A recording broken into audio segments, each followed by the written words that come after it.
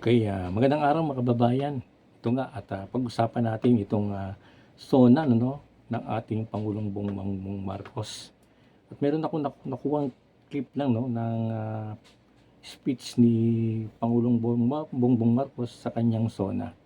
Ito nga at ramdam na ramdam ko parang speech ang pahayag nito ng ating Pangulong Bongbong Marcos ay di lang naiiyak pa siya, Parang ramdam na ramdam ko yung Naiisip ko tuloy, ano ba 'to si Pangulong Bongbong Marcos? Talagang wala ba 'tong alam patungkol sa nangyayaring korupsyon dito sa ating bayan? Di niya ba alam kung sino ang nagnanakaw sa pera ng bayan natin? Ano?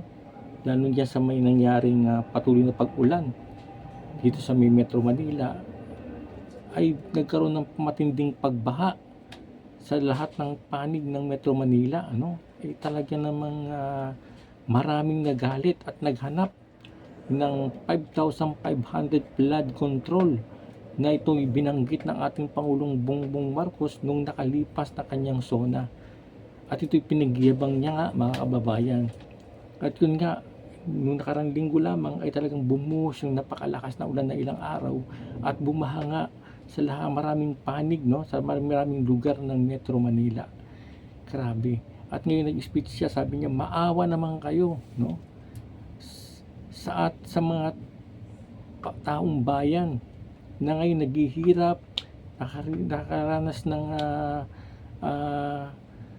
pagbaha, ay parang hindi niya tinumbok mga kababayan dito kung sino talaga ang nagnanakaw, ang may nagnanakaw ng pera ng bayan natin.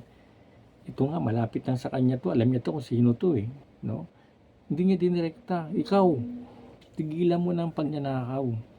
Naghihirap ng bansa natin. Inuutang natin yung pera. Sabi niya ni Bongbong Marcos, inuutang natin yung pera.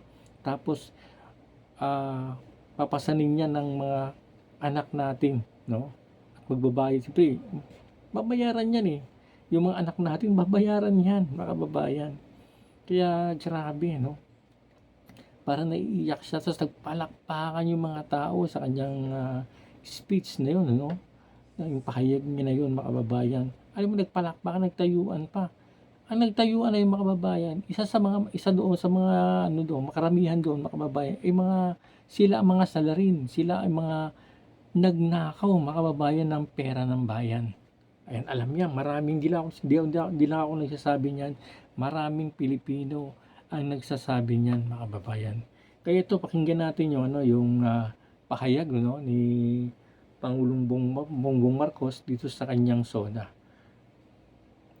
Kamakailan lamang, nag-inspeksyon ako sa naging epekto ng habagat ng bagyong Krising, Dante at Emong.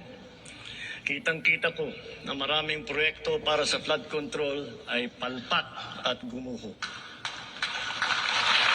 At yung iba, guni-guni lang. Huwag na po tayo magkunwari.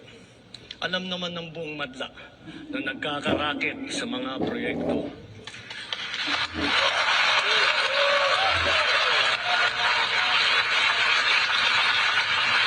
Mga kickback, mga initiative, errata, SOP, for the boys.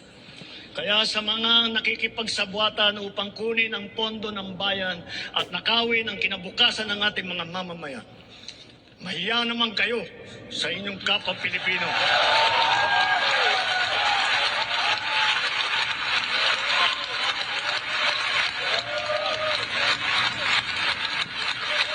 Mahiya naman kayo sa mga kabahayan nating naanod o nalubog sa mga pagbaha. Mahiya naman kayo lalo sa mga anak natin na magmamana sa mga utang na ginawa ninyo nang binulsan nyo lang ang pera.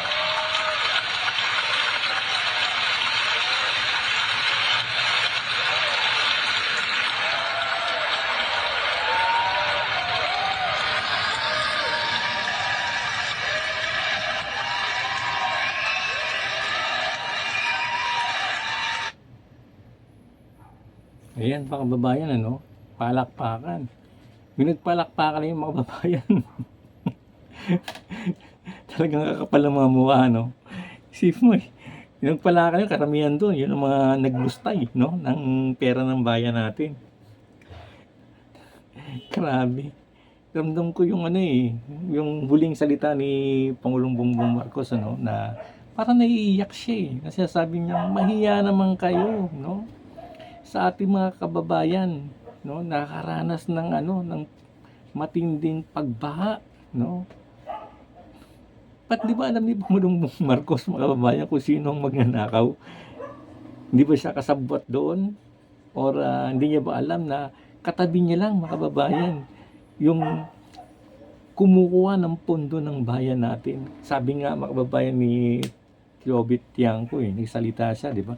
Maging una si Pangulong si Vice President Sara Duterte, di ba? Sabi niya, ang may control ng pondo ng bayan, ano, si Martin Romualdez saka si Saldico, di ba? Yung dalawang yan may control ng pera ng bayan.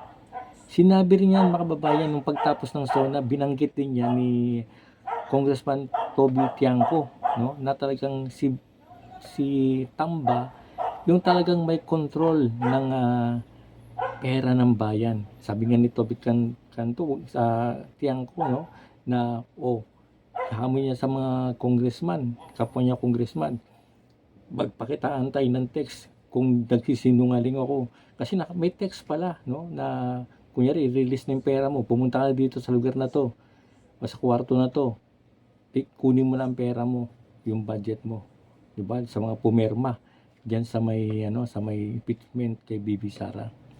Kaya mga kababayan, imposible na nagsasalita si Pangulong Bongbong Marcos na hindi niya alam kung sino ang kawatan sa pera ng bayan.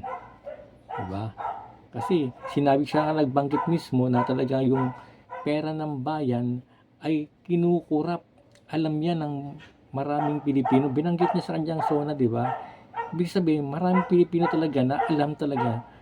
Hindi ako nagsabi nito Maraming nagsabi na talagang si Tambaluslos ang talagang may control ng pera ng bayan. Ngayon, mga kababayan, no, pakinggan naman natin yung sagot ni Attorney Rowena Guanzon, no, sa SONA ng ating Pangulong Bongbong Marcos patungkol sa maawa naman kayo. Ito, kababayan, pakinggan natin. Statement ni BBM, yung akala niya, palakpakan natin siya nung sinabi niyang, mahiya naman kayo. Alam naman ng taong bayan, mga kawatan kayo, mahiya naman kayo. Ba't naman kami papalakpak sa kanya? Napakalapit mo sa kanya. Ang dapat niyang sabihan na walang hiya kayo. Tigilan niyo lang, kundi puputulin kayo mga daliri niyo. Napakalapit po sa kanya. Anong sabi ni Professor Winnie Monson? Abay, wala siyang nakikita ang mga pagbabagong maganda dahil ang mga nakapaligid sa presidente ay mahiya naman kayo, President BBM. Hanggang ngayon, di nyo pa binabayaran ang 203 billion ng estate taxes ng namatay nyong ama. Na natalo na kayo sa kaso, hindi nyo pa rin binabayaran. Bay, kung sana binayaran nyo yan, nakaahon na lang tayo ng konti. Di po ba? Mahiya naman kayo na ang budget ay hinayaan ninyo na i-chop-chop. Ayan, mga kababayan, yung binanggit niya ni Attorney Rowena Guanzon. Totoo yan, mga kababayan. Parang walang pagbabago pa rin, no, sa pahayag ng SONA ng ating Pangulong Bongbong Marcos. Wala tayong nakikitang liwanag, no, na konkretong kanyang pahayag para mabago yung ating bansa. Kasi totoo lang, habang din niya pinapalitan yung mga taong nakapaligid sa kanya, walang pagbabago, mga kababayan. Kasi totoo lang, yung mga nakapaligid sa kanya, ang nangyayari parang yun ang nagkokontrol sa kanya, no? Kaya hindi niya magawa yung mga bagay na dapat niyang gawin. dapat may meron siyang kamay na bakal, no? Kung totoo talaga na talagang gusto niya ng pagbabago sa bansa natin, talagang magbigay siya ng warning. Hindi kayo ni Pangulong Bongbong ni dating Pangulong Rodrigo Duterte, no? Talagang may kamay na bakal. Talagang pag hindi tama ang ginawa mo, sisabakin ka niya sa pwesto, no? Hihiyain ka talaga niya. Kahit mga matalik niyang mga kaibigan, no, ay mga classmate niya bilang pag-abogado, no, pag-abogado siya, talagang mga kaibigan niya, tinisibak niya. Kasi pag nakita niya hindi maganda yung ginagawa at di ginagawa ang tutong trabaho, sinisibak niya, mga kababayan. Dapat gano'n, ano? At dapat palitan na itong si Martin Romualdez bilang speaker. Kasi habang yan ay nakaupo bilang speaker, mga kababayan, sa House of Representatives, ay hindi mawawala, mga kababayan, ng korupsyon. Dahil talagang nakikita ko kay Martin Romualdez, ay talagang uubusin niya yung pera ng kaban ng bayan. Kaya yan, mga kababayan, no? At kayo na ang humusga sa sona ng ating Pangulong Bongbong Marcos na tila parang naiiyak siya. Ito ba'y sincero, no, na sa kanyang pahayag na talagang gusto niya ng pagbabago, no?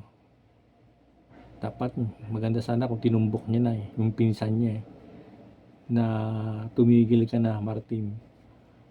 Dahil ikaw talagang dahilan kaya mayroong matinding paghihirap sa ating bansa. O pwede rin si Pangulong Bongbong Marcos na isa rin siya, no, sa mga nangyayaring korupsyon. Kasi nga itong mga 25 tons gold na ibinenta, no, walang paliwanag doon yung ating Pangulong Bongbong Marcos.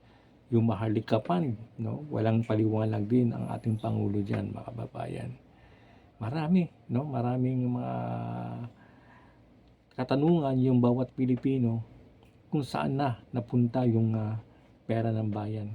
Kasi ngayon mangungutang na naman tayo, panibagong budget 2026, panibago naman tayo, mangungutang na naman tayo para sa ating budget nga sa 2020. Panibago namang bayarin, no, ng mga bawat Pilipino, no, palaki ng palaki. Kaya nga hindi pa pinapanganak yung ating mga anak o yung mga apo natin ay may utang na.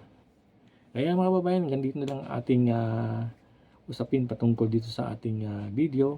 Kaya kung bago na kayo sa aking channel, please like and subscribe para maging updated kayo sa aking mga upload video. Okay, bye-bye po and God bless.